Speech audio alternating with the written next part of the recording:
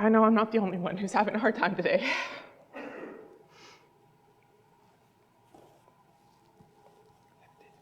Thank you. Thank you for your grace and for your patience with me as I get through today's message. It is out of my aboundant love for you, the people of this congregation, that it is so emotional for me to deliver this message today.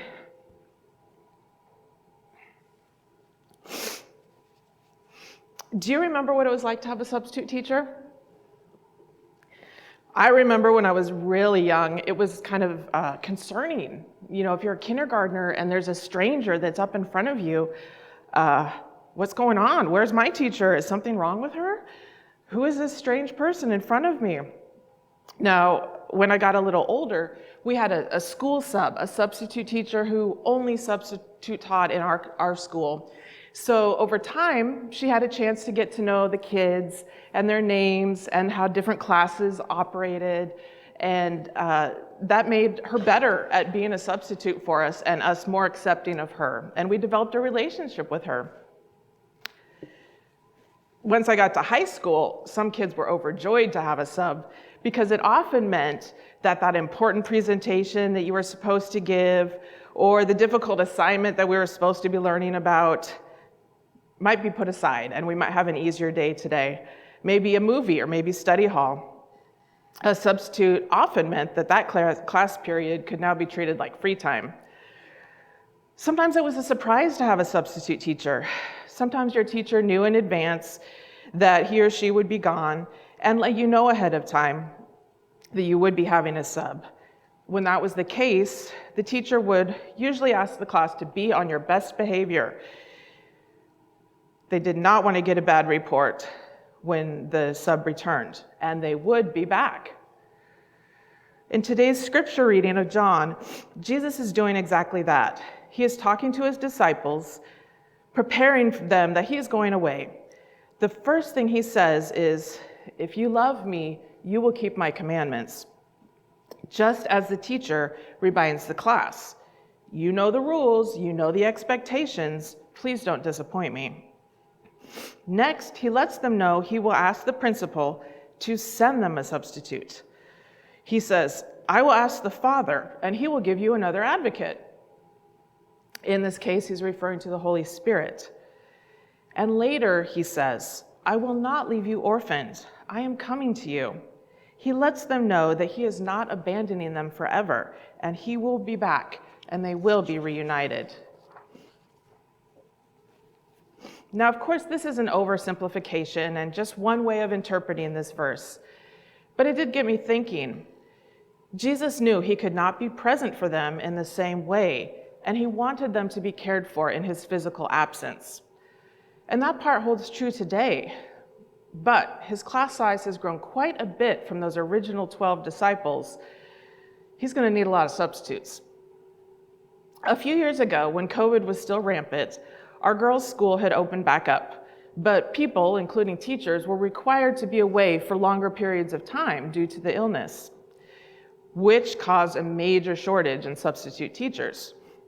The school needed to add more people to their sub-rosters, and because I had some teaching experience, and mostly because I wanted my girls to have teachers so that they could go to school, I applied and got added to the sub list. Now, you may not have directly applied for it, but did you realize that you were on Jesus' substitute list? It has been said, and in a song we sang earlier, that a mother's love most closely resembles the unconditional love God has for us. Moms do so much, it would be impossible to come up with an all-inclusive job description for what being a mother requires. For the sake of today's sermon, I want to consider a mom to be anyone who identifies as a mother figure, be that mom, birth mother, adoptive mother, stepmother, foster mother, mother-in-law, nana, oma, grandma, auntie, tia, mommy, whatever title you go by.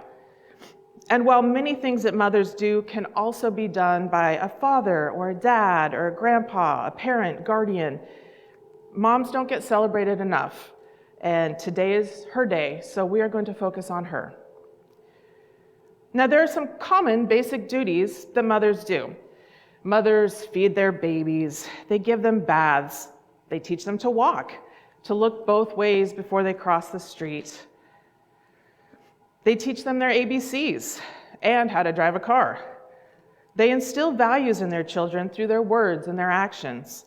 They carry them in their wombs, in their arms, push them in strollers, carry them on their shoulders, and drive them to practice 12 times a week. They share words of discipline, words of wisdom, words of encouragement. They kiss boo-boos, put on Band-Aids. They clean up vomit. They take them to the doctor. Sometimes they hold their children close, but gradually they give them more and more free rein. Now, sometimes that means walking to the park by themselves. Sometimes that means going to college in a foreign country. Moms learn patience. They learn disappointment. They protect their kids. They advocate for their kids. Mothers travel across the country to get an appointment with the leading doctor leading a trial of a medication for their child's rare illness. Mothers beg nonprofit justice groups to take on the case of their child who was wrongfully imprisoned. Mothers bury their own children lost to gun violence and then spend the rest of their lives advocating for change. Mothers spend months traveling across war zones, gang territories, and other horrors to escort their children and grandchildren to safety, only to turn around at the border and go back to take care of their own parents who couldn't make the trip. Mothers stage interventions for adult children whose lives have been overtaken by addiction. Mothers work night shifts, swing shifts, overtime, whatever it takes to provide for her children. Mothers offer forgiveness when we get it wrong, even the second, or the third, or the 100th time. As mothers, we know our children are really God's children. God has entrusted them in our care. We get to be their moms. Now, we never know how long that will be. And our job as mothers is to teach our children not to be dependent upon us.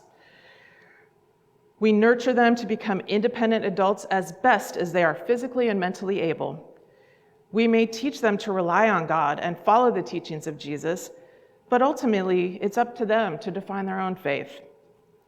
We hope that while they might not be dependent on us as adults, that they will want to include us in their lives.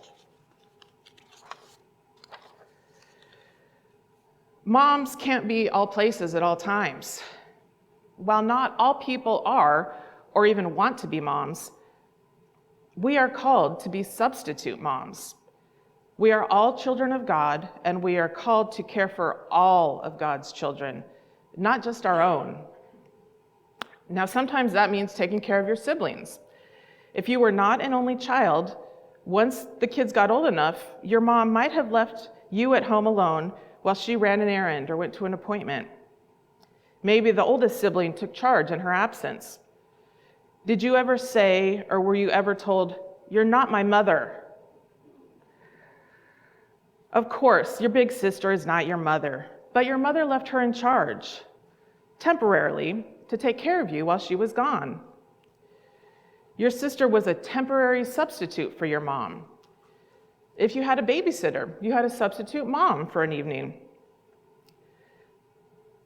Moms aren't always able to be present. Sometimes it's just a matter of not being able to be in multiple places at the same time.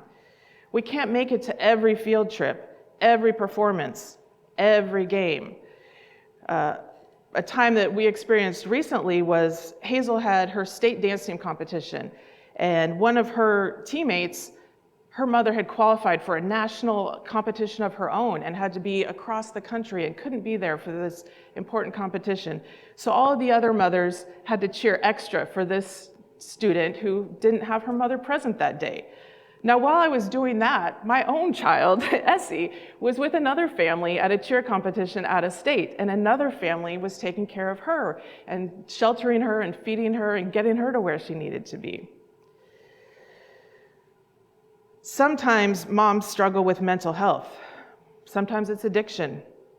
Some moms are incarcerated. There are moms who are fighting a serious health crisis and might be hospitalized. Other moms have lost their parental rights.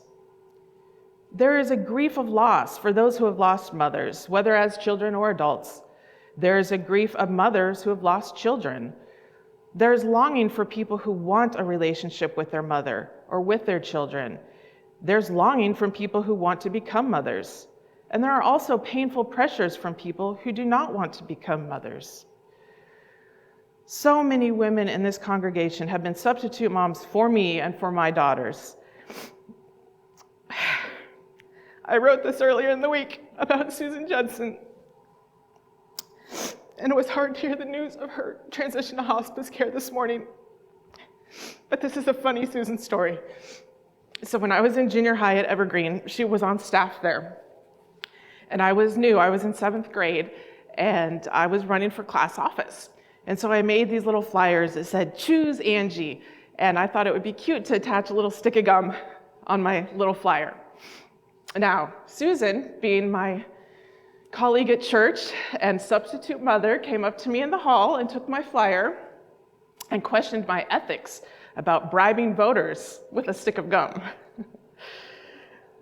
That was not the substitute mother I wanted at that day, at that moment, but sometimes mothers tell us things we don't want to hear.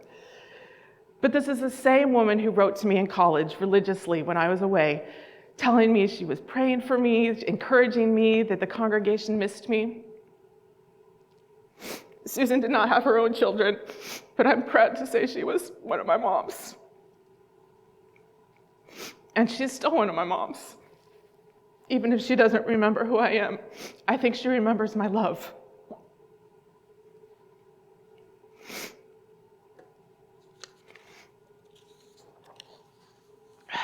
When my own mom was teaching kindergarten downstairs in my sister's class, Joanne Davis was teaching my class.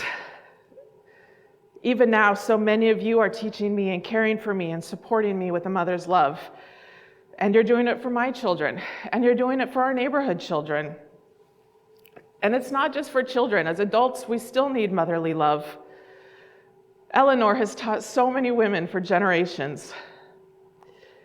And she has offered a mother's love and guidance for so many more, especially me in recent years. Kathy willingly takes on the role of shepherd, a loving mother shepherd, ensuring that not a single lamb in our congregation's flock is abandoned. Jorge is a substitute mom when he's advocating for asylum seekers. Dale is a substitute mom when he's sharing story time. And Nathan is a substitute mom when he drives God's children to church, even if those children are in their 80s and 90s. Jesus showed us how to do that. He wasn't anybody's mom, but he fed thousands. He didn't give birth to anyone, but he gave new life to everyone. He didn't sing a child lullabies each night, but he told so many stories. He didn't give babies baths, but he washed people's feet. He healed the sick. He forgave even those who betrayed him and put him to death. When I substitute teach, I go by Mrs. Kiblinger. Now, you might know me here at church as Angie or Miss Angie somewhere, but if I'm your substitute teacher that day, I'm Mrs. Kiblinger. And when I'm a substitute teacher, I remember a time when growing up, there was a boy in my class named Heun. And when a substitute teacher came in and read attendance, they would always mispronounce it Joel. And I always felt so bad. It wasn't the substitute teacher's name who didn't know the correct pronunciation. The regular teacher didn't know that this always happened, that this child's name was mispronounced. But that life lesson has made it very important for me to call children by the name they want to be called. So if I'm your substitute teacher, I'm going to ask what you would like to be called. In the Bible, Exodus 3, Moses asked God what God's name is. And God responds saying, "I am who I am." We are all children of God, made in God's likeness. We are called to love one another. So when you ask yourself, who is supposed to be the substitute for God's children here on earth? Who is going to feed the hungry? Who is going to heal the sick? Who is going to stand up for the oppressed? Who is going to be the substitute mom? We all must be prepared to answer, I am.